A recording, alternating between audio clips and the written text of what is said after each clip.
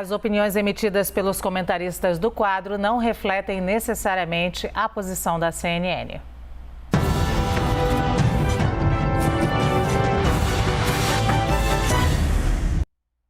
Bom, aqui com a gente agora o comentarista Ricardo Baronovski. Oi, Ricardo, bom dia. Bom dia, Luciana Barreto. Bom dia a todos. Muito bom tê-lo aqui, bem-vindo. Bom, a situação da Bahia tem preocupado o Brasil inteiro. As fortes chuvas já deixaram pelo menos 20 mortos e mais de 30 mil desabrigados em todo o estado. Enquanto isso, o presidente Jair Bolsonaro está de férias em Santa Catarina, não deu sinais de que pretende voltar ao estado. Lembrando que o presidente já esteve lá no estado no dia 12, no início do mês. Ele falou com a CNN sobre esse assunto. Vamos ouvir o que disse o presidente. Temos dois ministros lá. O João Roma e o Rogério Marinho. Isso começou no final de novembro, se agravou antes do Natal e agora, depois do Natal, deu uma nova agravante de várias instituições nossas lá, vários ministérios trabalhando. Minimizar o sofrimento. A Caixa Econômica já vem liberando o fundo de garantia do pessoal.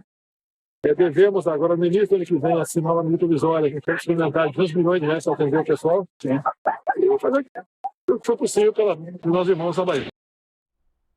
O Ricardo, o presidente ali admite que a situação da Bahia se agravou muito e é o que a gente tem mostrado aqui nessa semana. É uma questão de um drama muito grande, aumentou inclusive o número de mortos, cidades em situação de emergência. Não seria o caso do presidente voltar à Bahia e fazer um sobrevoo mais contundente? Ele esteve lá no dia 12, muito rapidamente, teve aquele episódio inclusive dos jornalistas agredidos nessa ocasião. Ou basta essa visita da comitiva com os ministros indo hoje? Assim como ocorre na iniciativa privada, em que por vezes marcamos nossas férias e cancelamos quando surge um fato mais urgente, parece-me ali que aconselho o bom senso que se revisitasse essas férias, mesmo porque quando elas provavelmente foram marcadas, não tínhamos ainda a situação tão calamitosa quanto hoje. Vi até um dado extremamente preocupante de que o único dia sem chuva na Bahia coincide com 6 de janeiro. Ainda teremos entre hoje e amanhã mais 30 milímetros, mas eu gostaria de analisar a situação também de maneira mais macro, né? A Bahia vive um drama, é uma das piores catástrofes, não só do estado, mas como do país. E quando se fala em poder executivo, ainda que ele administre o estado, ele não está sozinho nesta missão de conduzir o interesse público.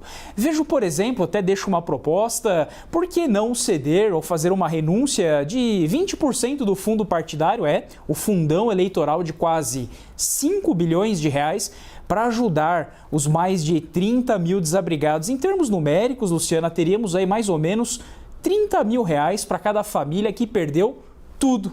Ora, me parece de bom senso. A situação aqui se resolve com medidas complexas, plurais, por mais de uma autoridade. Esta conjugação de vontades, não só de executivo e legislativo, bem poderia socorrer o estado da Bahia, que tem um drama catastrófico. São mais de 20 mortos, mais de 500 mil de pessoas atingidas, temos mais de 30 mil desabrigados. Quando eu falo desabrigados, é que perderam tudo, sequer conseguiram sair com seus documentos. Alguns conseguiram ainda levar as roupas do próprio corpo.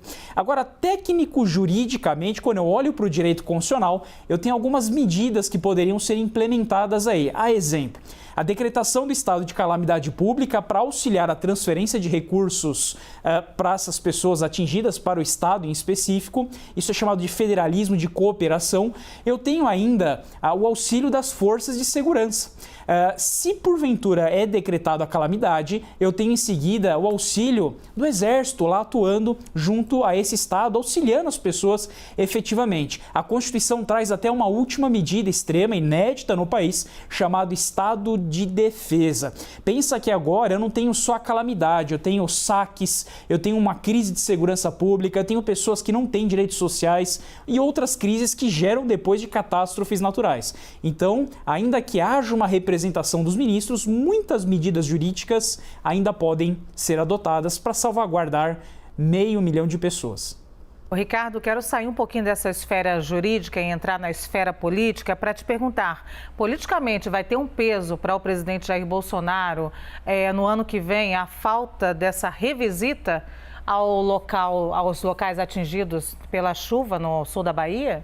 Daí cabe a apreciação de cada eleitor, né? Sempre eu costumo dizer, já venho aqui desde novembro insistindo nesse comentário, infelizmente, Luciana, a política virou time de futebol, virou paixão política. Ninguém está 100% certo e ninguém está 100% errado. Existe muita militância, existe pouca técnica, existe muita opinião e pouco estudo. Em relação a esta aparição ou não, quem vai decidir futuramente são os eleitores. O que me parece neste momento, a análise no direito constitucional é que não há omissão. Se tem ministros representando, se há transferência de recursos, não há omissão. O que se falta ali seria, em verdade, o simbolismo, e este simbolismo, quem vai analisar se isso impacta ou não nas urnas, serão os eleitores em 2022.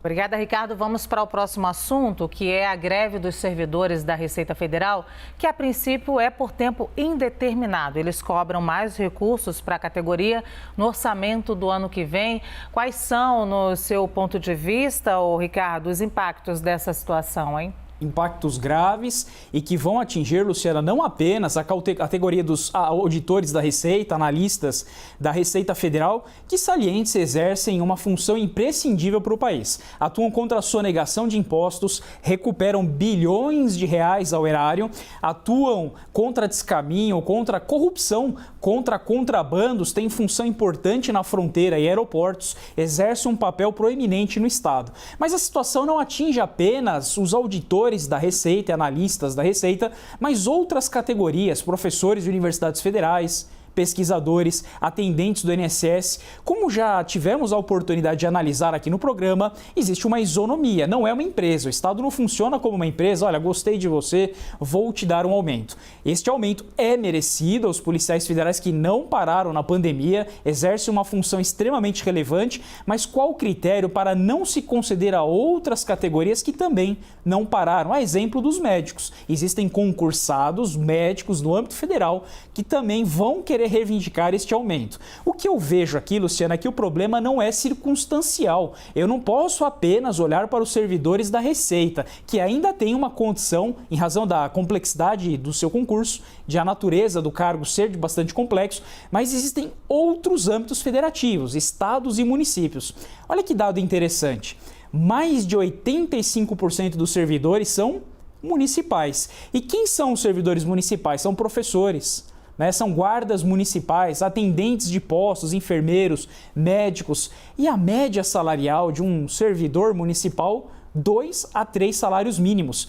Mas por qual motivo, Luciana, escolheram o servidor como inimigo? Não colocaram uma granada no bolso dele, colocaram uma dinamite inteira. E o que mais se vê é proposta de reforma administrativa, ataque à estabilidade do servidor e acabar com o princípio do concurso. De maneira muito resumida, se eu tiro a estabilidade em nome de uma eficiência, eu crio um problema de imoralidade na administração. Será que é adequado tirar o servidor técnico? Veja o exemplo da Anvisa. Só tivemos parecer técnico porque são servidores com estabilidade. E coloco o apadrinhado político? Será que é uma boa saída colocar aquele que mais me agrada e não aquele que é mais técnico? Este é o problema. Acabar com o concurso público traz este gravíssimo problema. Então o problema não é apenas dos servidores da Receita, são de todos os servidores federais e pesando mais a situação, principalmente dos servidores municipais e estaduais. É uma discussão importante que tem que ser intensificada em um momento que a gente fala da reforma administrativa. E a gente tem feito bastante isso aqui, Ricardo. Bom, vamos ao nosso próximo tema, que é a propagação da variante Ômicron. Levou ao cancelamento de milhares de voos pelo mundo. De acordo com as empresas de aviação, a suspensão é devido ao fato de funcionários testarem positivo para a Covid e pelo isolamento de equipes que tiveram contato com os infectados. Até ontem, o número de voos cancelados globalmente desde a véspera do Natal passou de 8 mil. Desse total, cerca de 1.500 voos foram cancelados nos Estados Unidos somente no domingo. E na contramão desse cuidado com o isolamento, temos, por exemplo, o Rio de Janeiro, eu falei aqui ainda há pouco, está na reta final da preparação para o Réveillon. A Beira-Mar prometeu não ter o Réveillon, mas tem ali a queima de fogos, a gente disse aqui ainda há pouco, tem aquela queima de fogos espaçada, espalhada pela orla, tem banheiro químico, tem música e é possível que tenha também aglomeração em vários pontos. Eu lhe pergunto, Ricardo, o mundo está exagerando com os cuidados, com esse recuo diante dessa variante Ômicron, ou nós aqui no Brasil estamos subestimando a nova variante? Trago um dado bastante preocupante, Luciana. Nos Estados Unidos, que a variante já alcançou antes do país, até o final de novembro, 99% dos infectados eram pela variante Delta. No começo de dezembro, caminhando para a segunda quinzena de dezembro, mais de 70% do país já estava na variante Ômicron. Algumas cidades como Nova York já tinham 90% dos contaminados pela Ômicron. E pode passar um ar aqui de inocência de quem não é da área médica. Olha, mas esta variante não é tão letal assim, ela vai trazer aquela chamada imunidade de rebanho. Ainda insistem nesta quimera, nesta fantasia, mas outras variantes podem surgir. Quando se falava 2 anos atrás que a gripe espanhola tinha durado mais de 2 anos, as pessoas chamavam de terroristas, né? É exagero, e nós estamos já há quase 2 anos com esta peste, com esta variante. Então, toda medida necessária para trazer precaução à saúde pública é recomendável.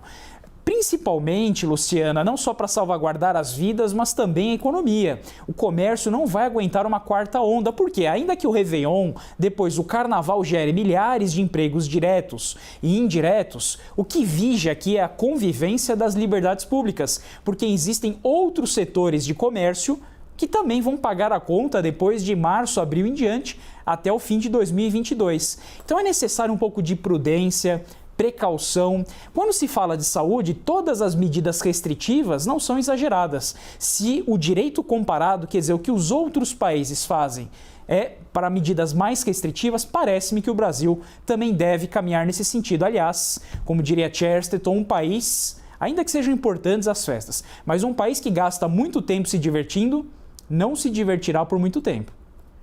Eu queria trazer um recorte desse cuidado, Ricardo, que é um recorte que eu trouxe ainda há pouco com o Fernando Molica, que é a situação das crianças. Nós mostramos que a infecção e o número de internação de crianças nos Estados Unidos cresceu significativamente. Não tem a conexão direta, pelo menos ainda, com a variante Ômicron, mas cresceu ao passo que a variante Ômicron avança nos Estados Unidos.